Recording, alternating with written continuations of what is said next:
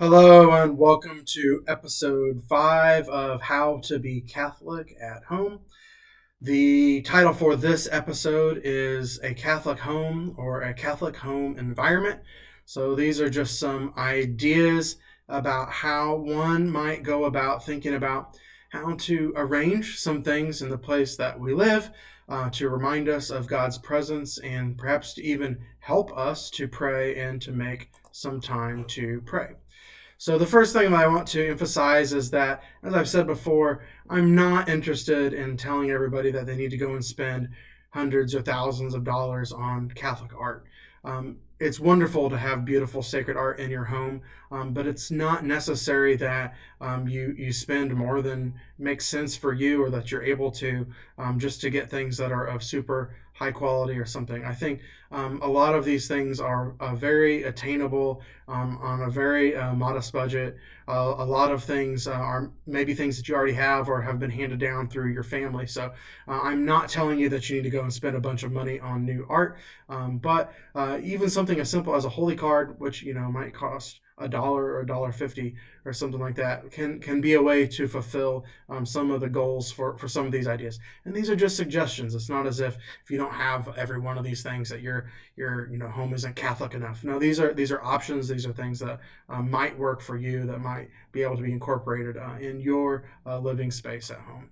So the first thing would be to think about the place where we lay down our heads at night. I mentioned this already in the videos about night prayer, but there's something important about having, especially a cross or an image of Jesus crucified in the place where we sleep, to remember that as he laid down his life for us on the cross, that as we lay down each night, there's a miniature preparation for the day when we will meet him. And every time we look at that cross, we remember the price that he paid for our salvation. It's a moment of gratitude and of remembering that we belong to him. So where we sleep, to have a cross and, if we can, an image of the Blessed Mother. Now, if you're in a one-room apartment, then I know some of these things are going to kind of blur together, but even in a small space, we can kind of dedicate, maybe it's a certain wall or a part of a wall, that will meet some of these needs, instead of imagining that we all have whole rooms to, devote to a home chapel or something like that. But in our dining room or in a place where we eat is another great place to have some kind of image, even if it's a holy card, or whether it be something more grand scale, something like an image of the Last Supper, like that. But maybe even if it's as simple as a holy card of the Sacred Heart of Jesus that we lay on the center of the table, or a cross or a crucifix on the wall, might be a good focal point for our grace before meals. Also, this would be a great place to maybe put a blessed candle. It seems like it's fancy to have a candlelight dinner, right? Well, what if those candles were candles that your priest blessed? There's no reason why that can't be considered a sacred space or a sacred thing too. Think about the candles around the altar at church, right? We light those candles, and so we can sort of do some of those kind of practices to remind ourselves of the great feast of the Eucharist, even when we're eating at home. So this idea of a home altar, I don't necessarily mean by that you have an altar the way that we have an altar at church, where the priest says mass, right?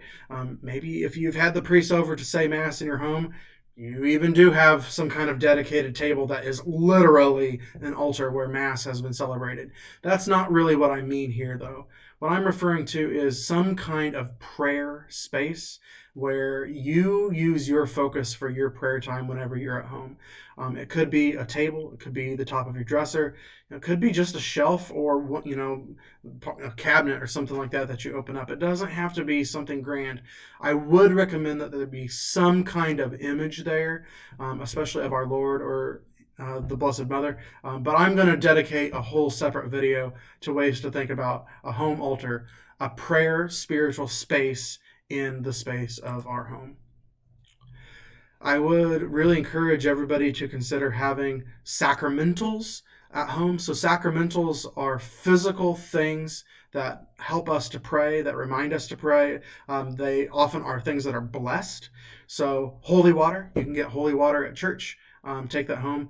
Blessed salt, which is similar to holy water in a lot of ways. It's not as common anymore, but I keep blessed salt at our church. I'm happy to share blessed salt with people. I'll bless more if we need more. I'm happy to provide that. Candles, especially blessed candles. These are all sacramentals that we can use in our praying at home. I'll talk more about that in my video about the home altar. I would say, we all have different levels of comfortability with what we would consider being a witness versus being ostentatious. I'm not going to tell you that I have a specific idea of what that means for you and what makes sense for you. If you had a giant wall rosary attached to the front door of your apartment in your apartment building, maybe that could be a really cool witness, or maybe that would draw attention to you and actually turn people off. Again, everybody's situation is different. Sometimes we would joke about that idea of having a bathtub Mary in the front yard. But there's something very beautiful about having a statue of the Blessed Mother out there for us, for you, and for your family, and as a witness, and I think often an understated and tasteful witness to our neighbors that faith is important to us. Some of these things that kind of connect parish and home can happen in that space as well. If you have a statue of the Blessed Mother in your yard, front yard or backyard, whatever, what if you went and made a little crown for the May crowning, and you did that at home? After or around we do, the version of the May crowning that would happen at like the parish level. They're all things that we can connect the prayer that we do at our church with the prayer that we do when we are at home. I also wanted to offer, just for consideration, that witness is important and it shouldn't be totally dismissed.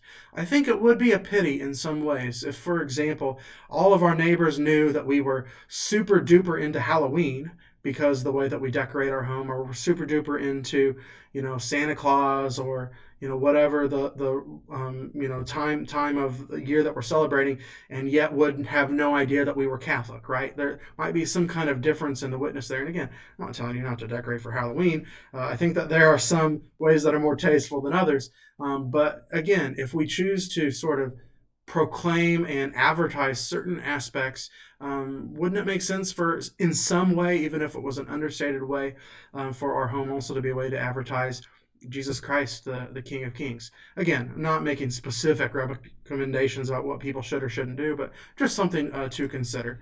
All of those ways, just finally, once a year, I would love to come around and bless your house. I would make time for it.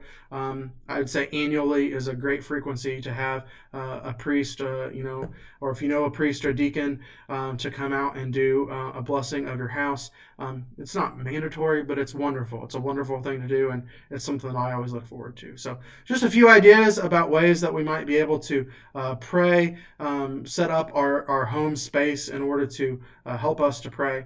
And I hope that these are some options that might be helpful to you as you consider how to set up your home to encourage spiritual life at home.